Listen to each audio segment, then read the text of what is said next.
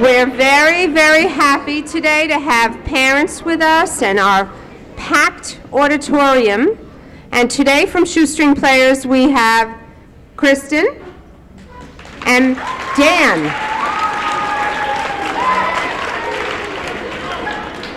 And they will be helping us to show all of you some wonderful, wonderful productions by our 5th and 6th grades. So without further ado, let's put our hands together and welcome them. Good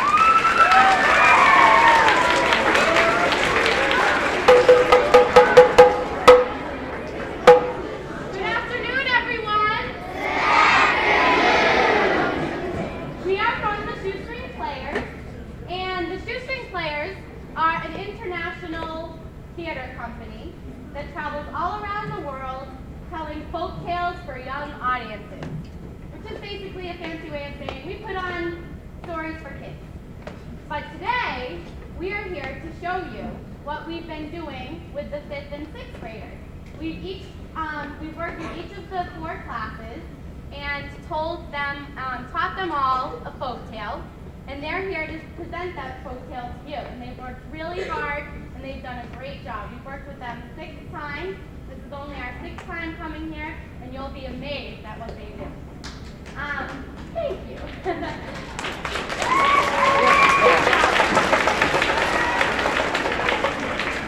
Now, Shoestring is a little bit different from other theater companies you may have seen before. We don't use any fancy sets or props, and we don't wear elaborate costumes. But what we do use is so much more important than that. We use your imagination. Okay? That's it. So, without further ado, I would like to introduce our first story, which is called A Skunk in the Oven.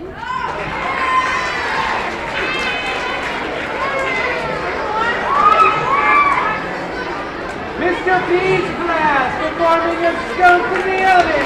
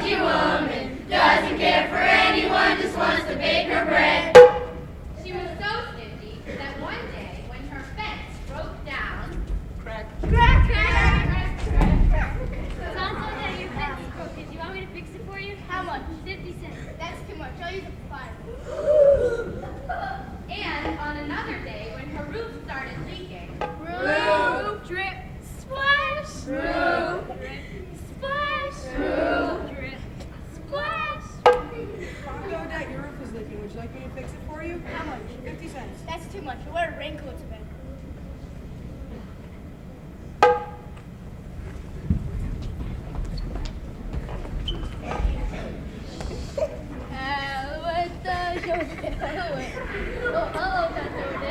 Renee, what could you possibly be doing? We're talking to Mr. Caterpillar. Mr. Caterpillar, huh? No, Mr. Caterpillar!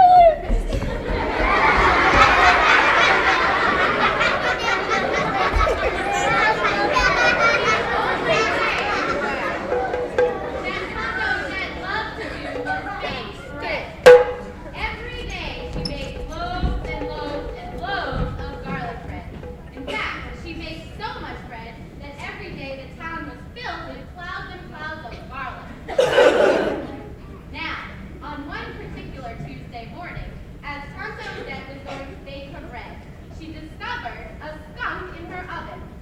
Bonjour, bonjour. There's a skunk in my oven. So immediately she ran down the road to her neighbor Marie's house. When she got there, Marie was drawing water from her well.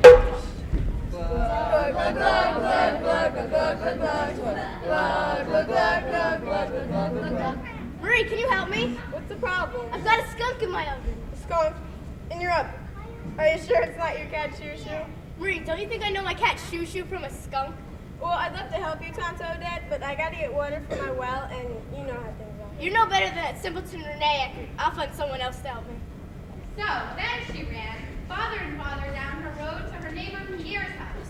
When she got there, Pierre was feeding his chicken.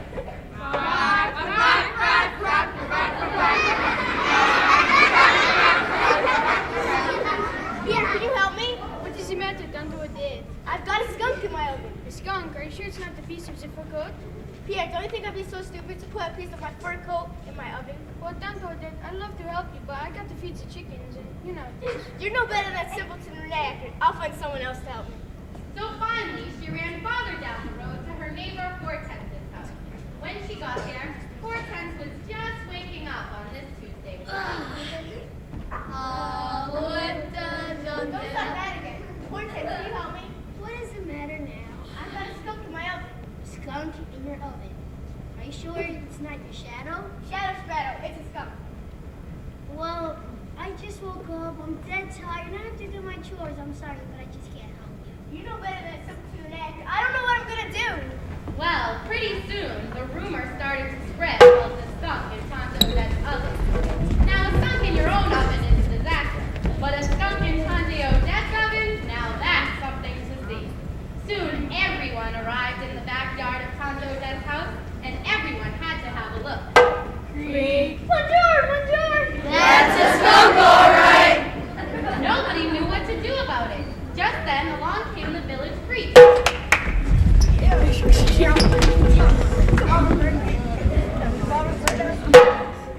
Brothers and sisters! Yeah! Tonto Odette! We must... Oh, yeah. Once we face these trials, we must get skunk out of the oven. Yeah! To look at this as a reality in life, and to look it with courage, and then the skunk would disappear, just like that.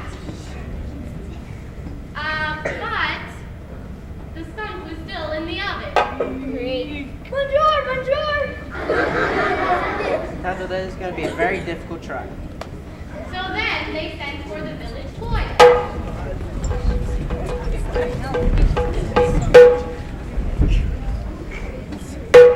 On behalf of the plaintiff, Tonto Odette, I'm here to inform said skunk that said skunk has no legal right to the House of Providence of Quebec and should vacate said premises forthwith, or he will be served with immediate eviction.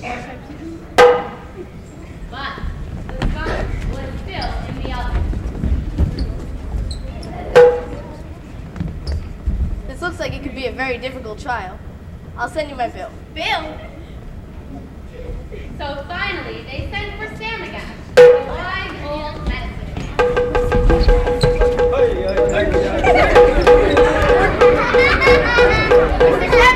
Samigash, sir! I've got a skunk in my oven. We know all about skunk. First you take much, then you light much.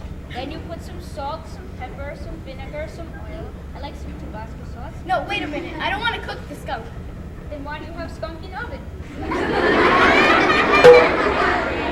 It was right about that time that Renee Eckert, the village simpleton, came trotting down the road. By this time, Tonto Odette was desperate. Bye, Mrs. Squirrel. Renee Eckert, can you help me? What's the problem? I've got a skunk in my oven. You want me to talk to it? Renee Eckert, I don't care if you sing to it. So, Renee Eckert stuck his head in the oven and began to talk to the skunk. Nobody could hear what he was saying, but in a little while,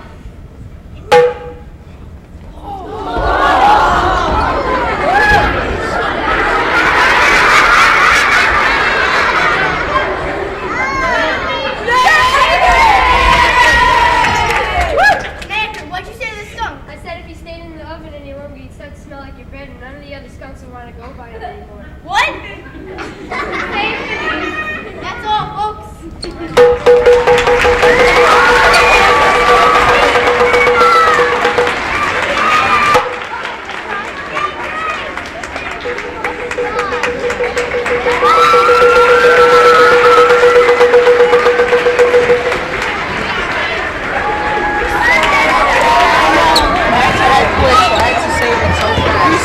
I saved it. Oh my God.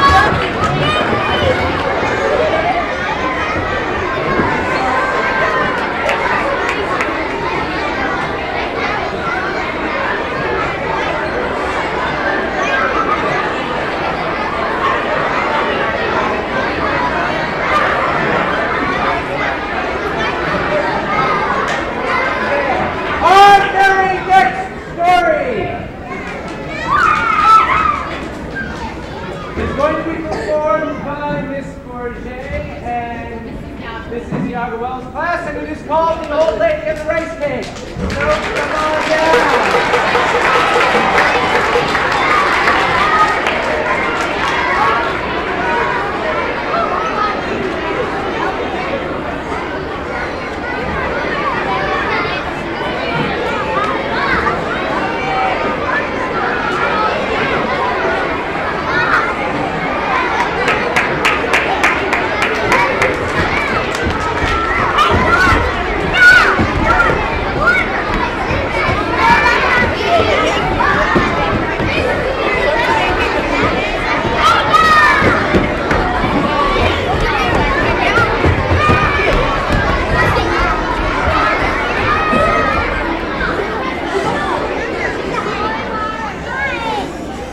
Our next story comes to us from Japan and is about a little old Japanese woman whose name was Yoshi.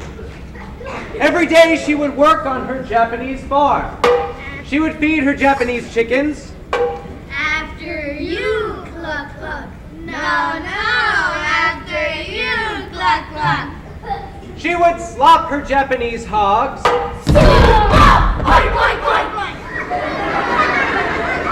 And when she was thirsty, she would draw water from her Japanese well. Well, okie dokie. Well, okie dokie. At the end of the day, Yoshi would prepare her meal. In fact, it was her only meal of the day, and it was always the same thing. A rice cake. First, Yoshi would pick her rice. Then, Yoshi would pound the rice. And then Yoshi would roll the rice.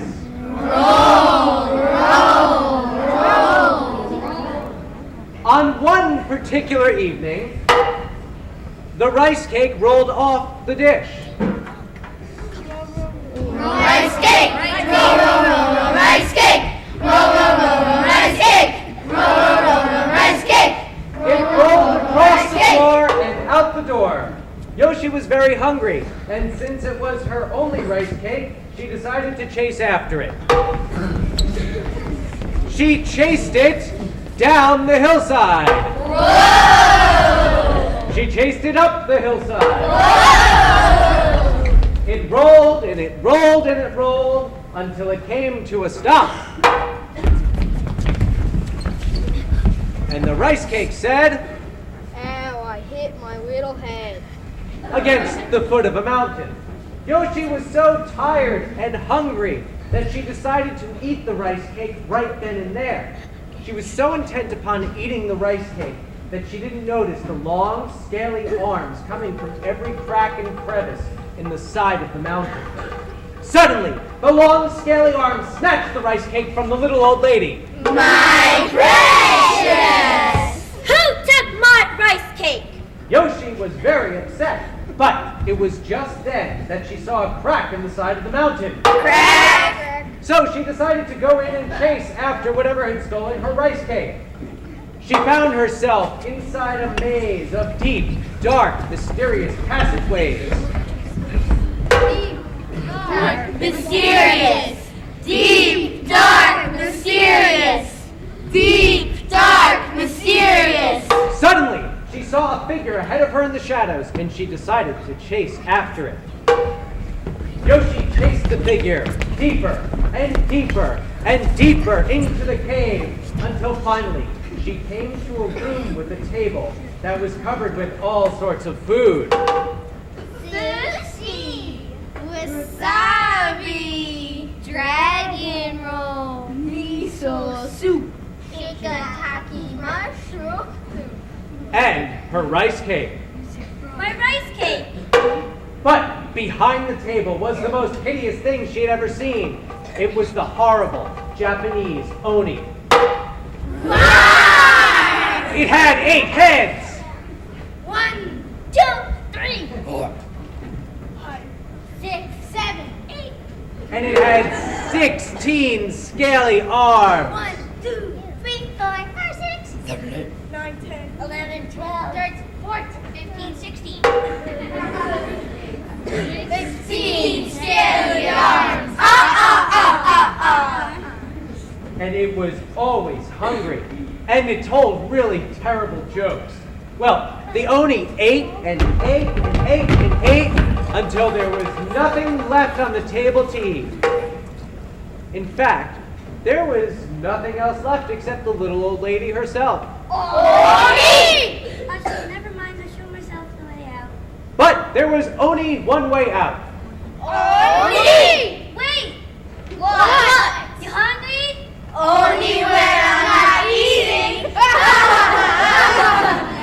Get it? No?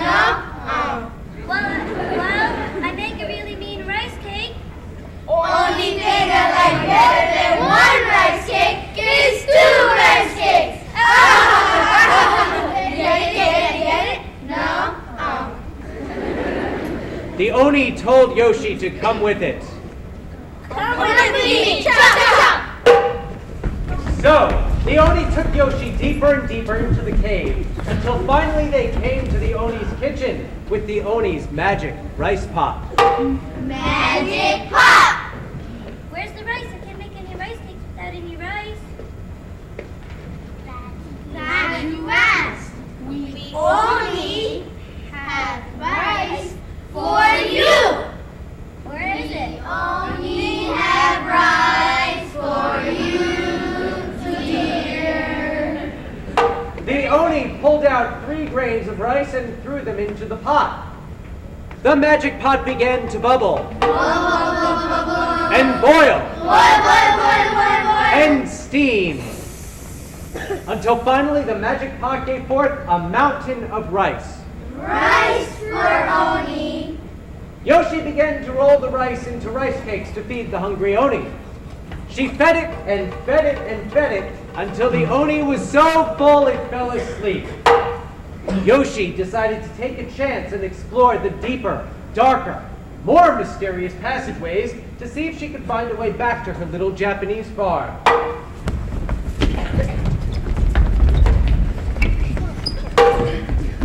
Deeper, darker, more mysterious. Deeper, darker, more mysterious.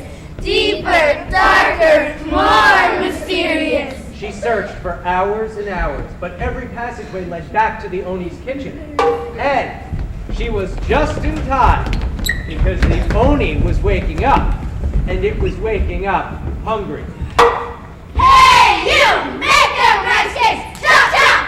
The magic pot began to bubble, and Boil, and steam. And finally, it gave forth a mountain of rice. Rice for Oni. Immediately, Yoshi began to roll the rice into rice cakes to feed the hungry Oni. She fed it and fed it until it was so full it fell asleep.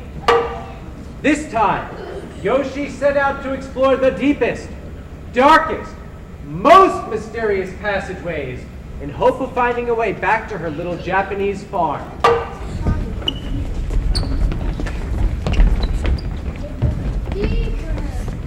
Deepest, darkest, most mysterious.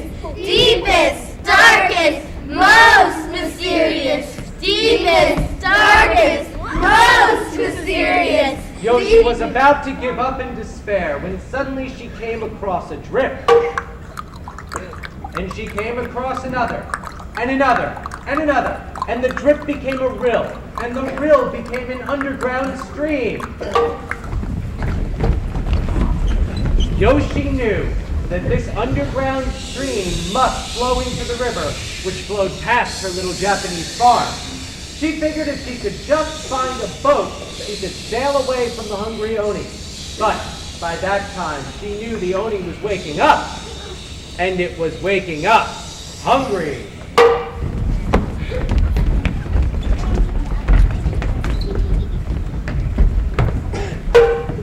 Hey, you! Make them rice cakes! Chop, chop! The magic pot began to bubble, and boil, and steam, and it gave forth a mountain of rice.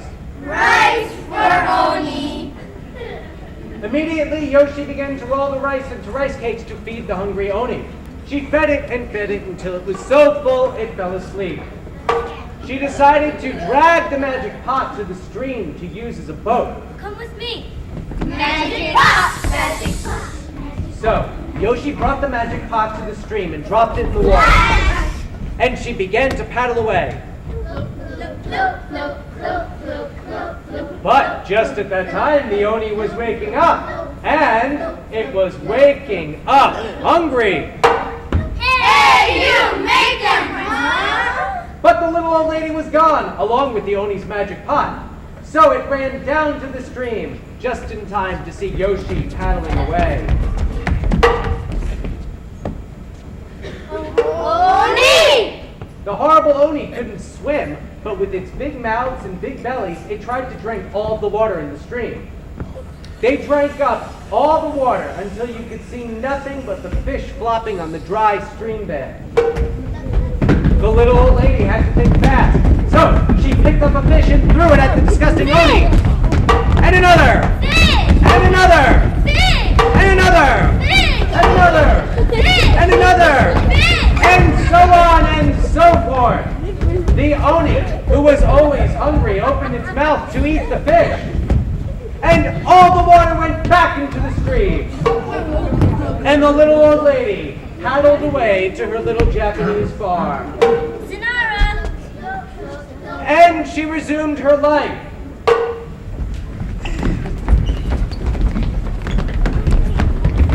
She fed her Japanese chickens. After you, cluck, cluck. No, after you, cluck, cluck. She slopped her Japanese hogs. And she drew water from her Japanese well. Well, okie dokie. Well, Okie dokie. And with the Oni's magic pot, she was never without rice cakes.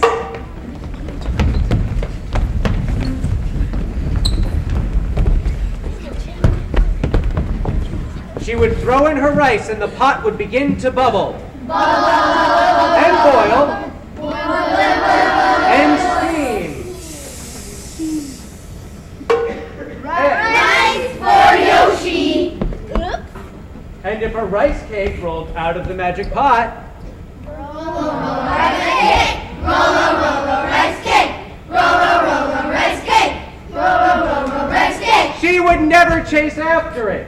She would leave it for the Oni because It's only a rice cake. Now I get it. Ha ha ha ha ha. the end.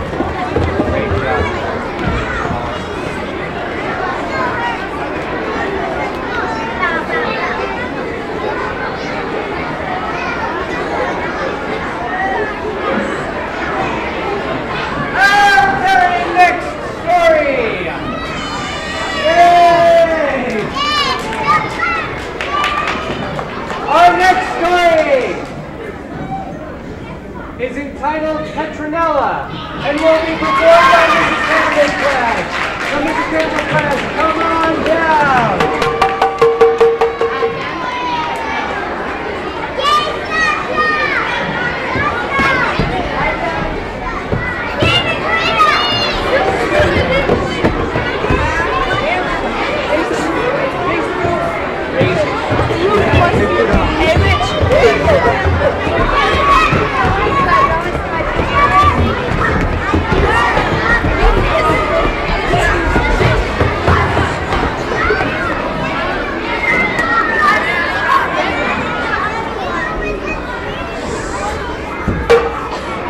Our next story comes to us from Italy, and its name is Petronella. Once there was a land called Sky Clear Mountain. Sky Clear Mountain! Woo! And in that land, there was always a queen named Queen. Blossom. And there was always a king named King. Peter. And they always had 3 sons. Their first son was Prince. Michael, The second son was Prince. George. And the third son was always called Little Peter. In time, the 3 sons grew up and went to seek their fortunes. Where the first son went, no one ever knew. Bye, Where the second son went, no one ever cared. Bye, everybody. But the third son always went out and rescued a princess. Help! And then, he always brought her home to Sky Clear Mountain. This went on year after year, generation after generation, until one year there was a queen named Queen, Blossom. and a king named King, Peter. and their first son was Prince. Michael. The second son was Prince. George. But the third son wasn't a son at all. This year it was a girl. They couldn't name her Peter, No way. so they decided to call her Petronella. Petronella! In time, Petronella and her 2 brothers grew up and set out to seek their fortunes. Impossible. Dad, I'm not sticking around this boring old castle. I'm going out to seek my fortune, too. Impossible. Impossible! I'm going to get a prince even if I have to save it from something myself, and that's that. And so Petronella and her brothers went out into the countryside and traveled around. They traveled over mountains.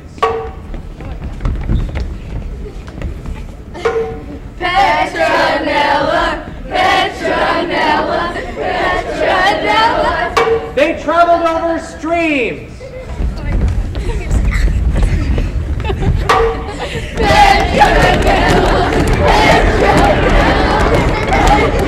And they traveled into a deep, dark forest.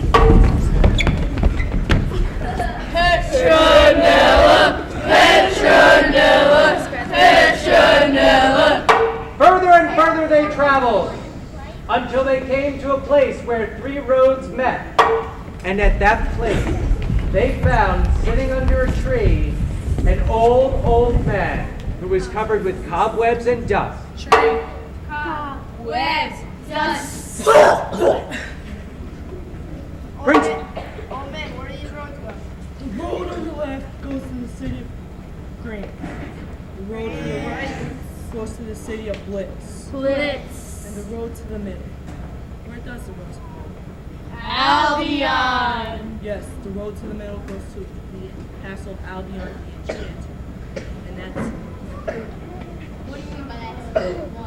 for each person that passes by and forces a question, answer one question, and that's 2.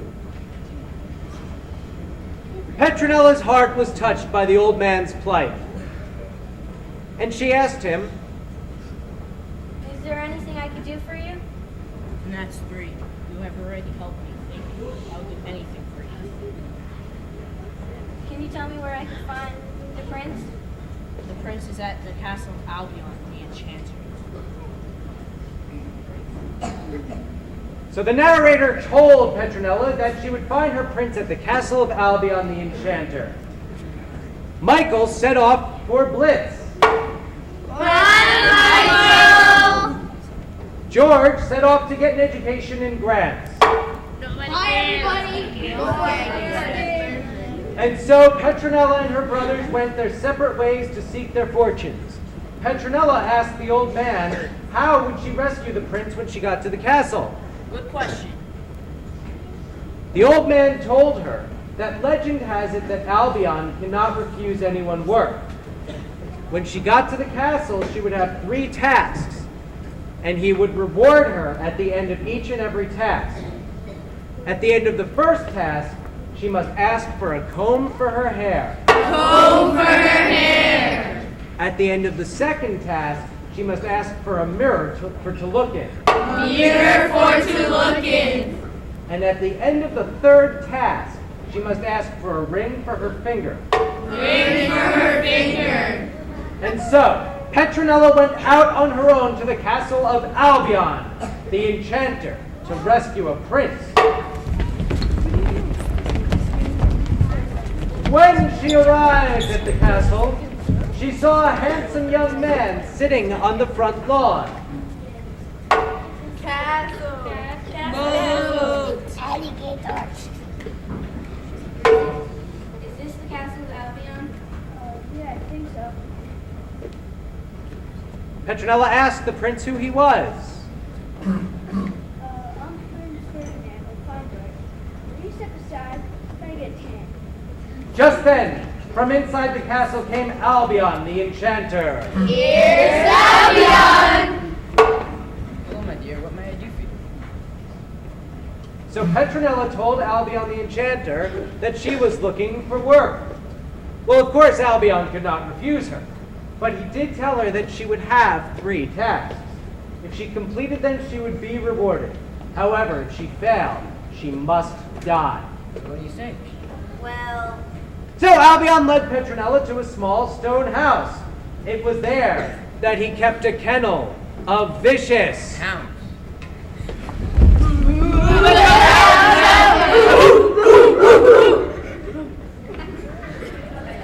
Albion told Petronella that she must watch the hounds for 1 hour.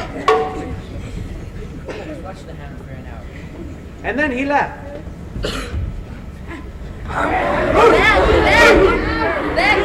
Nice dog. I see the problem. You don't have any love. Within an hour's time, Albion returned. So you were very brave. So Albion had to reward Petronella. He asked her what she wanted. So what would you like? Well, I would like to comb for my hair, please. they're all enchanted. That's okay. There's best time. So Albion took Petronella to his stables. It was there that he kept his wild. Stallions. Who let the stallions out? Nay, nay, nay, nay. Again, he told Petronella that he would return within the hour. I will return within the hour. And he left. Oh, I see the problem. A bird, a twig. Doesn't anybody groom you? No. Within the hour, Albion returned. So you were very kind as well. Once again, Albion had to reward Petronella. So what would you like?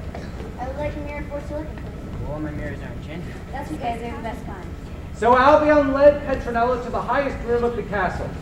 It was there that he kept his ferocious. Falcons. I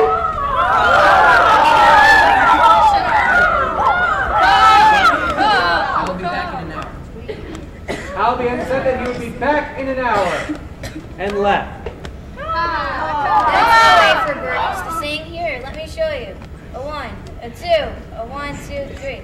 She rocks in the treetops all day long, a hopping and a bopping and singing this song. Rockin' Robin. Sweet, sweet, sweet. Rockin' Robin. Sweet, sweet, sweet.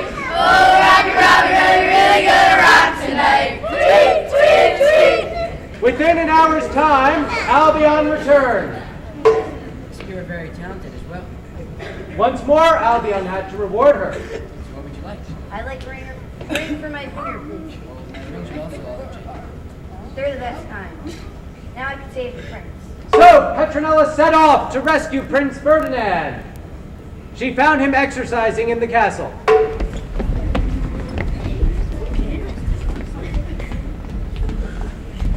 One,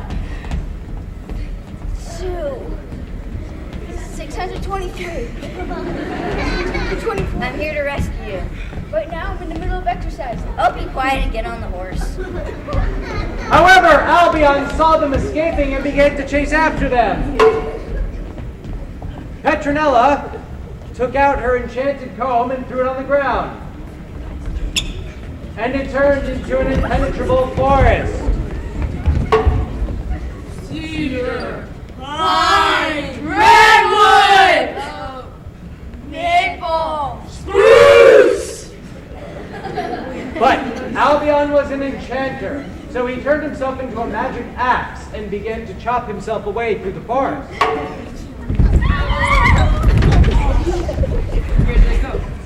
The chase went on, but Albion was gaining fast. So again, Petronella had to think fast. So she pulled out her magic mirror and threw it to the ground. And it turned into a shimmering lake.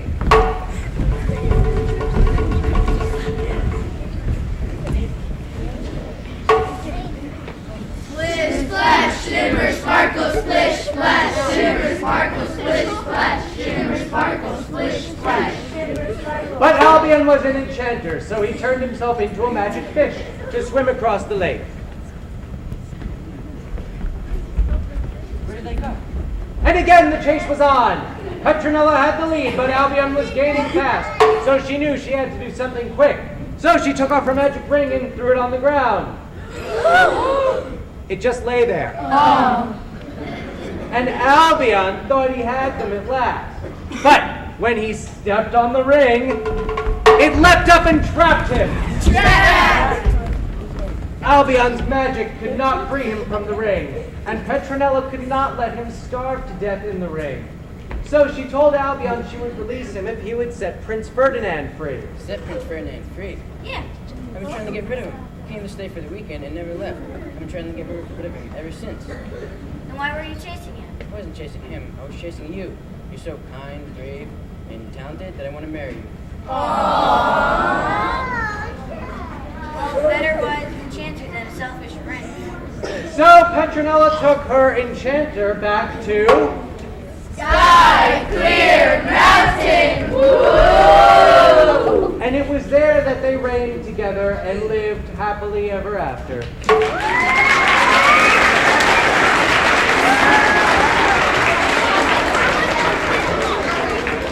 And Prince Ferdinand had no idea how to get home. They took the only horse. And that's The end.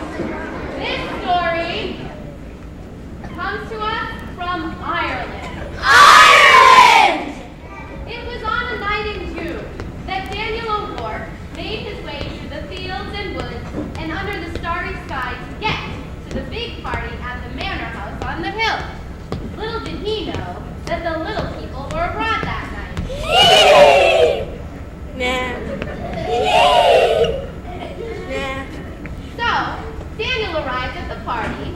Stay alive, stay alive. Stay alive, stay alive. And luckily, he was just in time for dinner. Food!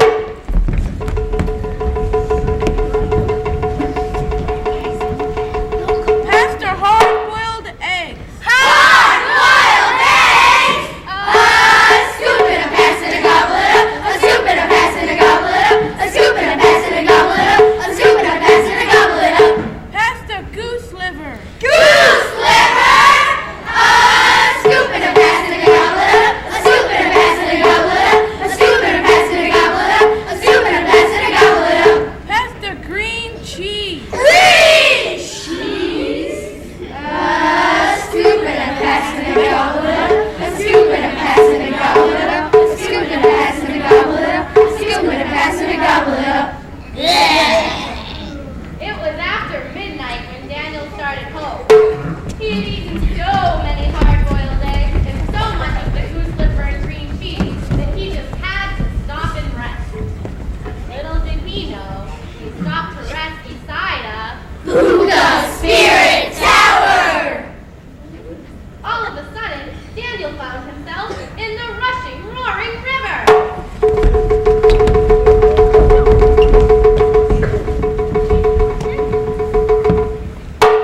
Rapids rushing, rapids rushing, rapids rushing, rapids rushing, rapids rushing, rapids rushing, rapids rushing river. Then the river up and dumped Daniel out onto the shore. Dumb! But his adventures weren't over yet. No? No.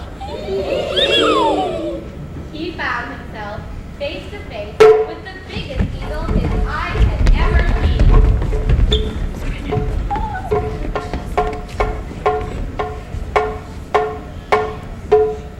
Daniel O'Rourke, what brings you here? Daniel told the eagle his adventures from the party to the river, and all he wanted to do was Go home. Don't worry, Daniel. Hop on my back and I'll fly on home. so. Daniel mounted the eagle's back, and away they flew. I can't help thinking this is all a bad dream. It must have been all the hard-boiled eggs I ate. Hard-boiled eggs! Wrong thing to say. Weren't you the same Daniel O'Rourke who stole my eggs from my nest last season? Surely, Your Honor, but that was a long time ago. No matter, man. My eggs are my eggs. Then the eagle began to fly faster and faster. Higher and higher they flew, until they hung Daniel O'Rourke on the hook of a moon.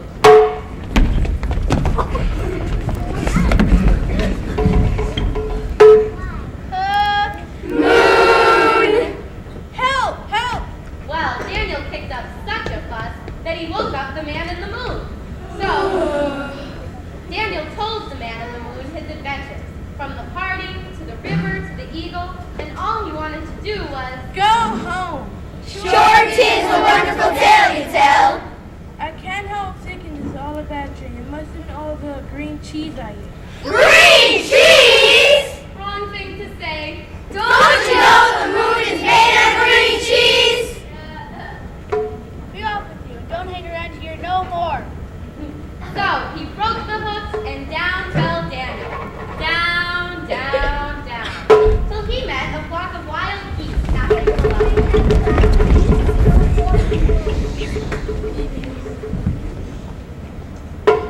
Honk, clap, clap, clap. Honk, clap, clap, clap. Honk, clap, clap, clap. Daniel O'Rourke, what brings you here? So Daniel told the geese of his adventures, from the party to the river to the eagle to the moon. And all that he wanted to do was Go home. Don't worry, Daniel. Grab hold of me fast and I'll fly on. So Daniel grabbed hold of the goose and away they flew. I can't help thinking this is all a bad dream. It must have been all the goose livers I ate. Goose livers! Wrong thing to say. Some of my cousins are goose livers now. So faster and faster the geese flew until they let Daniel drop right into the Ocean. Where did you say it was again? At the bottom of the ocean. Daniel walked and walked across the ocean floor. After a while, he got tired and sat on a rock to rest. But rock was a whale, and the whale began to spout.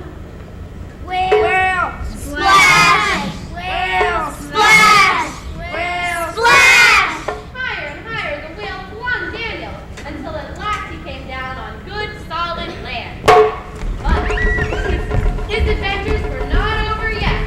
Standing over him was another figure. It had long, pale fingers and pale gray hair, and right away Daniel O'Rourke knew it had to be his Mommy! Daniel O'Rourke, where have you been? I've been waiting for you all night. And Daniel told his mother of his adventures, from the party, to the river, to the eagle, to the moon, to the geese, and to the ocean. And all he wanted to do was Go home. Daniel, that's what happens when you sleep beside a Buddha Spirit Tower!